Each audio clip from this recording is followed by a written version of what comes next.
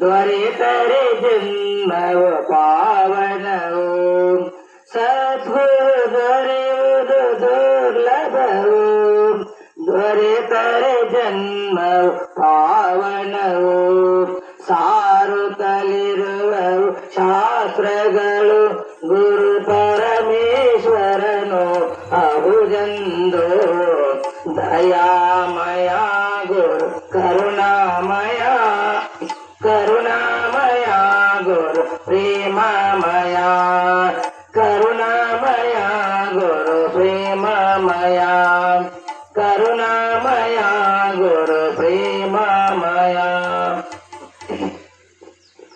ಶಂಕರಂ ಶಂಕರಾಚಾರ್ಯಂ ಕೇಶವಂ ಬಾದರಾಯಣಂ ಸೂತ್ರಭಾಷ್ಯ ಕೃತು ವಂದೇ ಭಗವಂತೋ ಪುನಃ ಪುನಃ ಪರಮ ಪೂಜ್ಯ ಜಗದಾ ಜಗದ್ಗುರು ಶಿವಾನಂದ ಹಾಗೂ ಸಿದ್ಧಾರೂಢ ಹಿತೇಶ್ವರ ಕರ್ತೃಗದ್ದಿಗೆಯಲ್ಲಿ ಭಕ್ತಿ ನಮಸ್ಕಾರಗಳನ್ನು ಸಮರ್ಪಿಸುತ್ತಾ ಬ್ರಹ್ಮಲೀನರಾದ ಲಿಂಗೈಕ್ಯ ಜಗದ್ಗುರು ಪೂರ್ಣಾನಂದ ಹಿತೇಶ್ವರ ಕರ್ತೃಗದ್ದಿಗೆಯಲ್ಲಿ ಭಕ್ತಿ ನಮಸ್ಕಾರಗಳನ್ನು ಸಮರ್ಪಿಸುತ್ತಾ ಸಂಚಾರಿ ಸಂತ ಹೃದಯ ಸೇರುವಂತ ದೇಶಕವರೆನ್ನ ಬಲದಲ್ಲಿ ಬಳತಕ್ಕಂತ ಜೀವಗಳನ್ನ ಉದ್ಧಾರ ಮಾಡಿದಂತ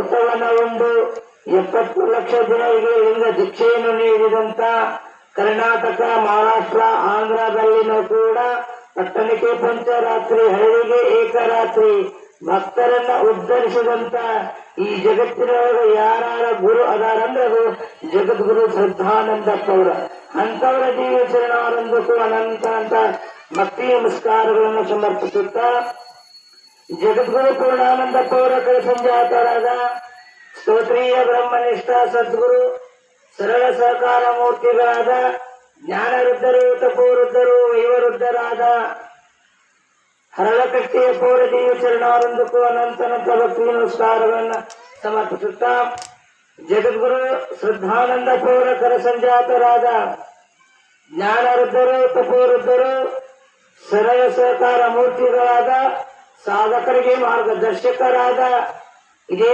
ಊರಿನ ಮಠದ ಪೀಠ ಅಧ್ಯಕ್ಷರಾದ ಅಭಿನವ ಶಿವಾನಂದ ಪೌರ ಜೀವ ಶರಣಾನಂದಕ್ಕೂ ಅನಂತನಂತ ಭಕ್ತಿ ನಮಸ್ಕಾರಗಳನ್ನು ಸಮರ್ಪಿಸುತ್ತಾ ತಿಂಗಳ ಪರ್ಯಂತರವಾಗಿ ಬಹಳ ಸುಂದರವಾಗಿ ನಿರೂಪಣೆಯಿಂದ ಮಾಡಿದಂತ ಪರಮ ಪೂಜ್ಯರು ಸ್ತೋತ್ರೀಯ ಬ್ರಹ್ಮನಿಷ್ಠರಾದ ವಿದ್ಯಾನಂದ ಪೌರ ಜೀವ ಶರಣಾನಂದಕ್ಕೂ ಅನಂತನಂತ ಭಕ್ತಿ ನಮಸ್ಕಾರಗಳನ್ನು ಸಮರ್ಪಿಸುತ್ತಾ ಅಧಿಕ ಮಾಸ ನಿಮಿತ್ತ ಮಾಡಿಕೊಂಡು ದೇವಿಯ ಪಾರಾಯಣವನ್ನ ದೇವಿಯ ಮಾಡಿದಂತ ಪವಾಡವನ್ನ ಲೀಲೆಗಳನ್ನ ಭಕ್ತರಿಗೆ ಮನಮುಟ್ಟು ತಿಳಿಸುವಂತ ನಮ್ಮ ಹುಣಸಾಳ ಗುರುಗಳಿಗೆ ಕೂಡ ಅನಂತನಂತ ಭಕ್ತಿ ನಮಸ್ಕಾರಗಳನ್ನು ಸಮರ್ಪಿಸುತ್ತಾ ವೇದಿಕೆಯ ಮೇಲೆ ನಮ್ಮ ಎಲ್ಲಾ ಶಾಸ್ತ್ರಿಗಳನ್ನೇ ಮೊದಲು ಮಾಡಿಕೊಂಡು ಮಾತಾಜಿಯವರಿಗೆ ನಮ್ಮ ಸಂಗೀತ ಬಳಗಕ್ಕೂ ಲಿಂಗಪ್ಪಜ್ಜ ಭರ್ಮಪ್ಪಜ್ಜ ನಮ್ಮ ತಬಲಾಜಿಯವರಿಗೂ ಭಕ್ತಿಯ ನಮನಗಳನ್ನು ತಿಳಿಸುತ್ತಾ ಸೋಮನಕುಪ್ಪ ಗ್ರಾಮದ ತಂದೆ ತಾಯಿಗಳೇ ಗುರು ಹಿರಿಯರೇ ಅಕ್ಕನ ಬಳಗದವರೇ ಸುತ್ತಮುತ್ತ ಹಳ್ಳಿಯ ಬಂದಂತ ಭಕ್ತಾದಿಗಳೇ ನಮ್ಮ ತೆಗ್ಗಿ ಗ್ರಾಮದಿಂದ ಬಂದಂತ ಹಿರಿಯರೇ ತಮ್ಮೆಲ್ಲರಿಗೆ ಶರಣು ಶರಣಾರ್ಥಿ ಶಿವಸ್ವರೂಪಿಗಳೇ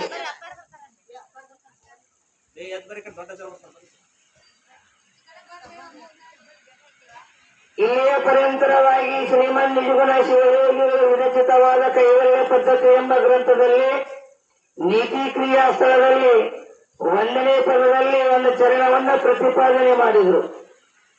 ಅದು ಯಾವುದು ಅಂತ ಕೇಂದ್ರ ವಿಮಲ ಮಾನಸದಿಂದ ಸುರತೀರ್ಥ ಮುಂಟೆ ಅಂತ ಹೇಳಿದ್ರು.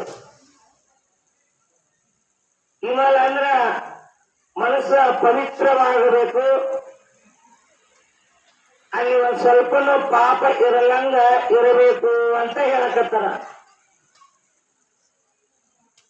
ನಮ್ಮ ಮನಸ್ಸ ಪವಿತ್ರ ಆಗ್ಬೇಕಾಗಿತ್ತು ಅಂದ್ರ ಅದನ್ನ ಏನಾರ ಒಂದ್ ಸ್ವಲ್ಪ ಯಾವ್ದಾರ ಒಂದು ಸೋಪ್ ಹಚ್ಚಿ ಏನಾರ ಹಚ್ಚಿ ತೊಳೆದ್ರೆ ಪವಿತ್ರ ಆಗಂಗಿಲ್ಲ.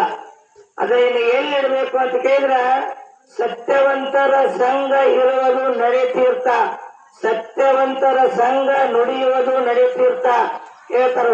ಸತ್ಯವಂತ ಸಂಘರ ಮಾಡಿದಿ ಅಂದ್ರೆ ನೀನು ಅವ್ರೇನು ಹೇಳಿದಂತ ಮಾತುಗಳನ್ನ ಅವರು ಆಡಿದಂತ ನುಡಿಗಳನ್ನ ಕೇಳಿದಿ ಅಂದ್ರ ನಿನ್ನ ಮನಸ್ಸು ಏನಾಗ್ತದ ಯಾವುದೋ ನಿನ್ನ ಮನಸ್ಸಿನೊಳಗೆ ಕಲ್ಮಶ ಅನ್ನೋದು ಇರೋದಿಲ್ಲ ಅಂತ ಹೇಳಕತ್ತಾರ. ಮನಸ್ಸ ಬಹಳ ಮಂಗೇರಿ ಅದು.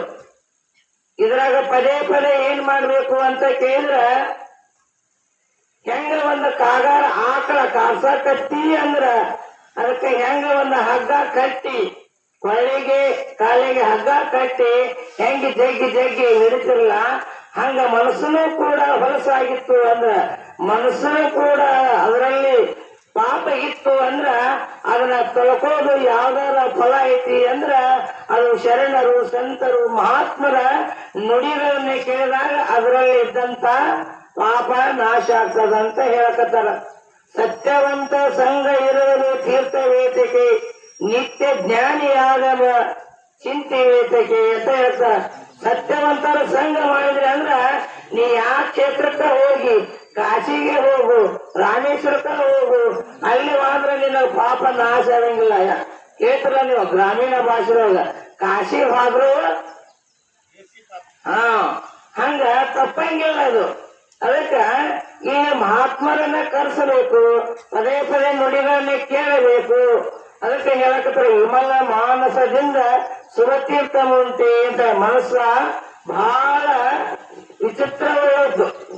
ಹೆಂಗಂದ್ರ ಒಂದ್ಸಲ ಏನಾಗಿತ್ತು ಅಂದ್ರ ಒಂದು ಊರೊಳಗೆ ಒಬ್ಬ ದೊಡ್ಡ ರಾಜ ತನ್ನ ಜಾತ್ರೆ ಮಾಡ್ಕೋಕತ್ತಿದ್ದ. ತನ್ನ ಜಾತ್ರೆಯನ್ನು ಮಾಡ್ಕೊಂತಿದ್ದ ಎಲ್ಲ ತನ್ನ ಸೇವಕರಿಗೆ ಹೇಳಿ ಪ್ರಜೆಗಳನ್ನು ಕರೆಸಿ, ನೋಡು ನನ್ನ ಆಸ್ಥಾನದಲ್ಲಿ ಎಲ್ಲರಿಗೂ ನಾನು ಊಟ ಉಪಚಾರ ಅರಿಮೆಗಳನ್ನ ಕೊಡ್ತೇನೆ, ನನ್ನನ್ನು ಮೆರವಣಿಗೆ ಮಾಡಬೇಕು ಅಂತ ರಾಜ ಏನ್ ಮಾಡಿದ, ವೈಭವದಿಂದ ಮೆರವಣಿಗೆ ಇಟ್ಕೊಂಡಿದ್ದ ಆನೆ ಮೇಲೆ. ಅವಾಗ ಎಲ್ಲ ಶ್ರೀಮಂತರು, ದೊಡ್ಡ ದೊಡ್ಡ ಶ್ರೀಮಂತರ ಹೆಣ್ಣು ಮಕ್ಕಳು